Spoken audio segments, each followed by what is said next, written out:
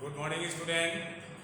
प्यारे बच्चों, पिछले वीडियो में हमने आपको समास किसे कहते हैं, समास विग्रह किसे कहते हैं और समास के भेदों में से सिर्फ 3 भेद पढ़ाए थे। पहला अव्ययभाव समास, दूसरा तत्पुरुष समास और तीसरा कर्मधारय समास। आज बच्चों हम आपको चौथा द्विगु समास, पांचवा बहुव्रीहि समास और छठा द्वंद्व समास पढ़ाएंगे। तो सबसे पहले बच्चों चौथा द्विगु समास।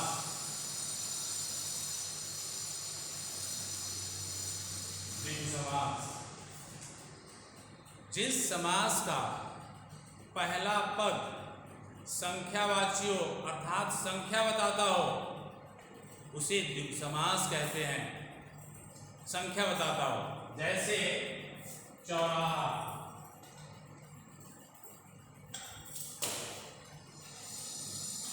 चार राहों का समाहार, पंचवटी,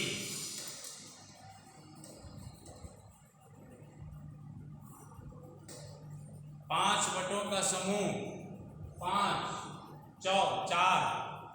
इसका पहला पद संख्यावाची है, संख्या बताता है, तो इसे द्विगु समास कहते हैं। अपने शब्दों में बच्चों ये परिभाषा है, जिस समास में पहला पद संख्यावाची हो अर्थात संख्या बताता हो वहां द्विगु समास होता है। तिरंगा,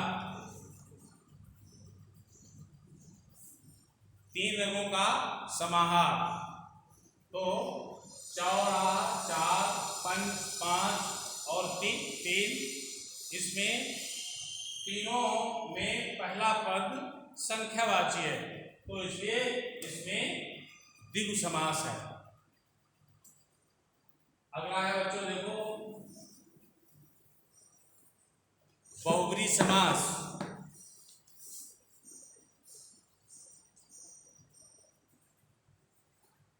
बहुव्रीहि समास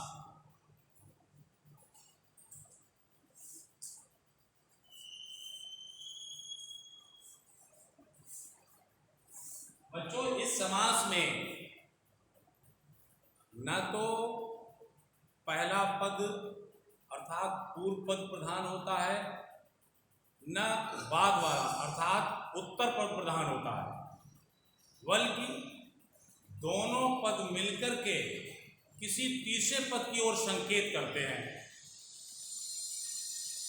दोनों पद मिलकर के किसी तीसरे पद की ओर संकेत करते हैं, वहां बहुव्रीहि समास होता है। जैसे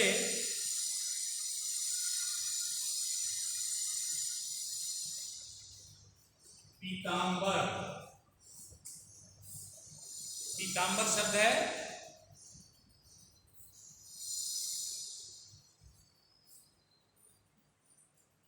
पीत है,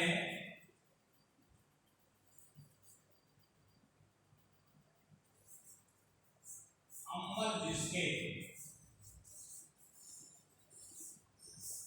पीत है अंबर जिसके। तो बच्चों इसमें न तो पीत प्रधान पद है और न ही अंबर प्रधान पद है, बल्कि दोनों पद मिलकर के तीसरे पद की ओर संकेत कर रहे हैं। पीत है अंबर जिसके अर्थात प्रश्न, तीसरे पद अर्थात कृष्ण की ओर संकेत कर रहे हैं।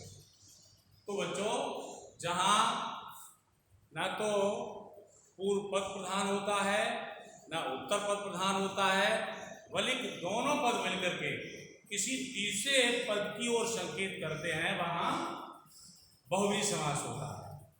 और देखो बच्चों दशानन,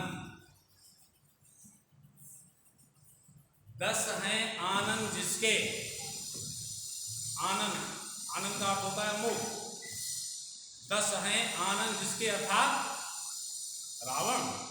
तो बच्चों इसमें 10 ना तो 10 प्रधान पद है और ना आनंद प्रधान पद है, बने बल्कि दोनों पद मिलकर के तीसरे पद की ओर संकेत कर रहे हैं, अर्थात रावण की ओर संकेत कर रहे हैं। तो बच्चों इसमें बहुव्रीहि समास।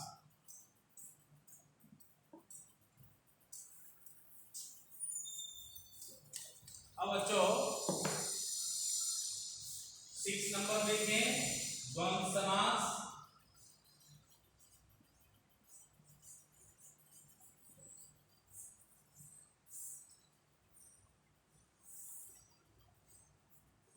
द्वंद्व समास में दोनों पद प्रधान होते हैं, दोनों पद प्रधान होते हैं।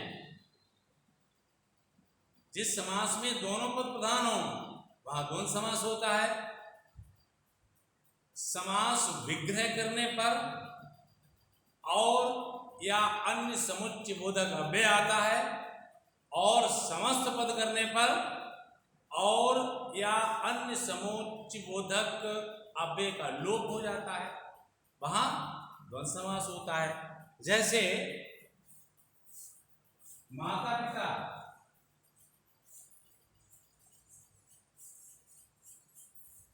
माता पिता, बच्चों माता पिता ये समस्त पद है, और इसका जब हम समास विग्रह करेंगे तो माता और पिता, माता और पिता, और ये बच्चों समास विग्रह हुआ। समास विग्रह करने पर इसमें और शब्द आ गया, समुच्चय बोधक अव्यय है और शब्द आ गया, और इस समास विग्रह को जब हम समस्त पद बनाएंगे तो और शब्द का लोप हो जाएगा। तो बच्चों हमने आज आपको 3 समास पढ़ा है, द्विगु समास, बहुव्रीहि समास और द्वंद्व समास। फिर से एक बार,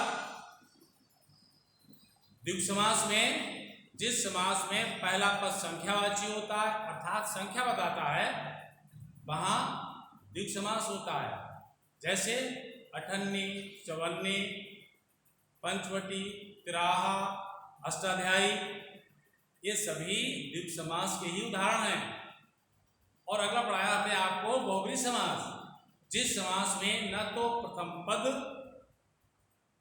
प्रधान होता है न द्वितीय पद प्रधान होता है, बल्कि दोनों पद मिलकर के किसी तीसरे पद की ओर संकेत करते हैं, वहां बहुव्रीहि समास होता है। जैसे नीलकंठ, नीला है कंठ जिसका अर्थात शिव, तो बच्चों इसमें नीला है कंठ जिसका न तो नीला पद प्रधान है और न ही कंठ शब्द प्रधान है, बोले कि ये दोनों पद मिलकर के तीसरे पद की ओर संकेत कर रहे हैं, शिव की तरफ संकेत कर रहे हैं, तो इसे बच्चों बहुव्रीहि समास। अगला हमने आपको पढ़ाया क्लास में द्वंद्व समास, जिस समास में दोनों पद प्रधान होते हैं वहां द्वंद्व समास होता है। समास विग्रह करने पर